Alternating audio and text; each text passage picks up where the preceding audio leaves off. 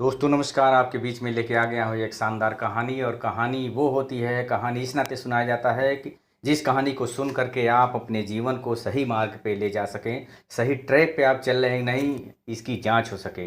कहानियाँ या motivational quotes कुछ भी होते हैं, और पाठ्यक्रम में कुछ चीज़ें ऐसी रखी जाती हैं, उनका सिर्फ और सिर्फ एक ही मकसद होता है कि आप अपने जीवन के सही पथ पर हैं कि नहीं, उसकी जांच करते रहें। एक पैरामीटर होता है, पैमाना होता है, तराजू होता है, उस पे आप तौलते रहें अपने आप को। जी हाँ दोस्तों, आज जो कहानी सुनाने वाला हूँ उस कहानी के माध्यम से एक बड़ा संदेश, बड़ा मैसेज है। और वो आपके पाठ्यक्रम में बच्चों को पढ़ाया जाता है, सिखाया जाता है, ताकि उस पथ पे चलकर आप जान पाएँ, उस कहानी को सुन करके पढ़ करके जान पाएँ कि मैं कहाँ हूँ।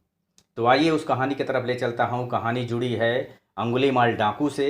अंगुलीमाल डाकू की कहानी है, और वो डकैत की कहानी आपके लिए कैसे उपयोगी होगी ये बताने वाला हूँ। और वो डकैत जो महात्मा बुद्ध के सानिध्य में आया, उनसे कहीं न कहीं उसका तादात्म्य में जुड़ा। और जब उनसे जुड़ा तो एक डकैत कैसे बदलकर सन्यासी और संत होता है, और इसका जिक्र यह वैज्ञानिकता लिए हुए है, प्रामाणिकता लिए हुए है। इसकी कहानी ऐसा नहीं कि सिर्फ और सिर्फ कहानी है, कहीं न कहीं इसका जिक्र किया हुआ है, बौद्ध ग्रंथों में इसका जिक्र है, थेरावाद में है, और कई निकायों में इसका जिक्र है। यहाँ तक कि फाहियान और वेनसांग ने भी इसका जिक्र किया है। इस कहानी की कहीं न कहीं गाथा की पूरी कहानी बताई है उन लोगों ने। तो निश्चित रूप में आइए कहानी की शुरुआत करते हैं। कहानी उन दिनों की है जब कुख्यात था, विख्यात था डकैत के रूप में डाकू अंगुलीमाल। अंगुलीमाल डाकू का नाम अंगुलीमाल कैसे पड़ा दुनिया जानती है, सब जानते हैं, आप भी जानते हैं कि वो जिसे मारता था उसकी अंगुली को काट करके माला में पहन लेता था, इसी नाते अंगुली का माला पहनता था, इसी नाते अंगुलीमाल डाकू कहा गया। हालांकि उसकी कहानी के थोड़ा सा पीछे चलते हैं कि आखिर में वो बालक जो तीक्ष्ण बुद्धि का प्रखर विद्वान था बचपन में ही, वो जब पढ़ने गया अपने गुरु के पास तो शिक्षा दीक्षा ले लिया। उसके बाद वहाँ पे उसके मतलब वो गुरुकुल में तमाम लोग होते थे, ऐसे में सभी शिष्य इससे नीचे होते थे, बहुत ही प्रखर था, बुद्धिमान था। तो ऐसे में कहानी बताई जाती है कि एक बार गुरु जो है मणिभद्र, उसके गुरु चले गए कहीं पे और इसको सौंप दिया घर का रखवाली करना। तो उधर से आए तो यहाँ पे फिर जब लौट के गुरु आए तो कुछ ये कहानियाँ हैं, बहुत इसको प्रामाणिकता नहीं मिली है। कहा जाता है कि उनकी पत्नी के द्वारा इस पे गलत इल्ज़ाम लगा दिए जाते हैं। तो ऐसे में वह क्रोधित होकर के इसको सज़ा दे देते हैं, श्राप देते हैं कि जाओ 1000 लोगों की हत्या करो, करके आओ, तब तुम्हारे पाप मिटेंगे। हालांकि यह पूरी जिम्मेदारी के साथ कह रहा हूँ कि हत्या या मारपीट करना जो है निश्चित रूप में कभी भी सही नहीं होता है। तो ऐसा अगर वो गुरु भी किए थे तो ये गलत किए थे, ऐसा नहीं होना चाहिए था कि अपने इस काम के लिए 1000 हत्याएं। यह एक कहानी है, लेकिन इसकी प्रामाणिकता भी कुछ कहानियाँ और हैं कि वो जहाँ पढ़ता था इतना प्रखर था कि लोगों ने इसे चढ़ा दिया था, गुरु के खिलाफ खड़ा कर दिया था।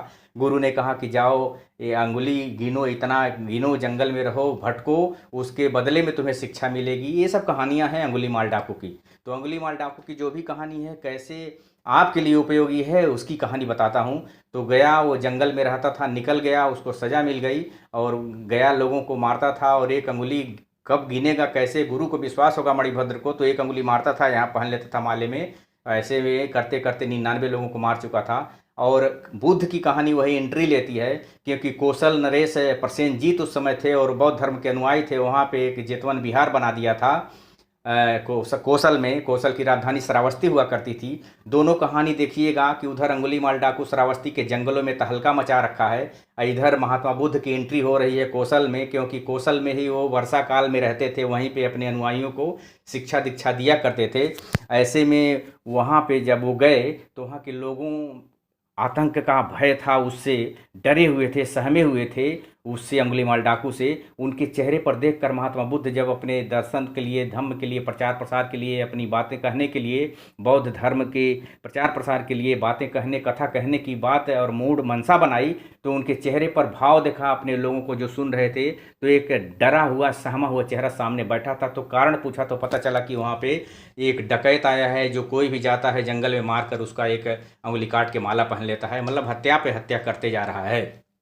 ऐसे में महात्मा बुद्ध से वहाँ के किसानों ने, वहाँ के लोगों ने, श्रावस्ती के लोगों ने, आम जनमानस ने अपील किया कि आप जो है जाइए, हम लोगों को इससे बचाइए। पहले महात्मा बुद्ध ने भी सोच लिया कि ये बहुत बड़ी बात नहीं है उनके लिए। तो महात्मा बुद्ध गए उस जंगल की तरफ। हालांकि लोग चिल्ला रहे थे मत जाइए मत जाइए, क्योंकि सब लोग जानते थे कि अंगुलीमाल डाकू ये क्या करता है। उसके बाद अंगुलीमाल डाकू वहाँ इन पे हमला किया, लेकिन हमला उसका निराधार हो गया, कामयाब नहीं हुआ। महात्मा बुद्ध अपने हिसाब से चल रहे थे, अपने जो भी इनका तथागत का रूप था उस हिसाब से चल रहे थे, उसके झांसे में नहीं आए। उसके बाद महात्मा बुद्ध इन्हें रोका कि उसके बाद कहा कि आप ऐसा काम क्यों करते हैं। तो उन्होंने कहा कि मेरे गुरु ने ऐसे कहा, जो भी कहा है। उसके बाद फिर मारना चाहा, फिर नाकामयाब रहा।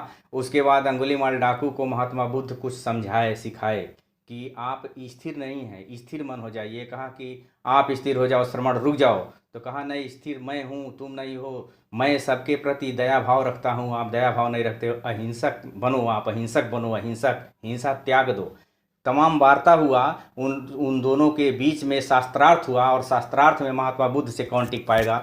महात्मा बुद्ध से उस शास्त्रार्थ में प्रखर विद्वान जो था, जो डाकू बन गया था, वो शास्त्रार्थ में हार गया। हार जाने के बाद तमाम कुछ वार्ता हुई, वार्ता से वह प्रभावित हो गया और हिंसा के रास्ता को त्याग दिया। और हिंसा के रास्ता को त्याग करके फिर जब चूँकि उधर राजा भी सोच लिए थे कि अब इसको पकड़वाया जाए, मारा जाए, तो एक सभा बुलाई। सभा में महात्मा बुद्ध भी बैठे थे। तो महात्मा बुद्ध से वो कहे राजा कि इसको पकड़ करके अब मारा जाए। तो महात्मा बुद्ध बोले कि अगर उसको यहीं बुला लिया जाता तो उनको हंसी छूटी कि वो डाकू कैसे यहाँ आएगा जो लोगों को मार रहा है। तब तक वो आवाज़ देते हैं कि अंगुलीमाल को बुलाए, इधर आ जाओ। आया तो देखिए कि ये तो सब लोग देखकर आश्चर्यचकित हो गए कि यह है महात्मा बुद्ध के सानिध्य में कैसे यह तो सब कुछ त्याग चुका है। और उसी दिन उसका जन्म होता है अहिंसक के नाम से, और उसका नाम अहिंसक था, ये जान लीजिए। और वैसे भी कहा जाता है कि प्रसेनजीत के एक मतलब उसमें उनके ही वहाँ एक वो जन्म लिया था। तो जन्म ऐसे हुआ, उस अंगुलीमाल डाकू का जन्म अहिंसक के रूप में वहाँ होता है। ये कहानी है। तो दोस्तों सीख ये है कि आप आज क्या है, वर्तमान क्या है, गलत रास्ते पे चल दिए तो इसको छोड़ा जा सकता है, त्याग करके भी बड़ा काम किया जा सकता है। हालांकि यहीं लगे लगे एक कहानी और जोड़ देता हूँ वाल्मीकि की। वाल्मीकि भी डाकू थे। तो लोग कहते हैं कि अंगुलीमाल डाकू की बिना जो रामायण लिख दिया, तो कदापि नहीं। वाल्मीकि और अंगुलीमाल दोनों अलग अलग चीजें हैं। दोनों का काम एक था डकैत का, वो है रत्नाकर डाकू के नाम से जाने जाते थे।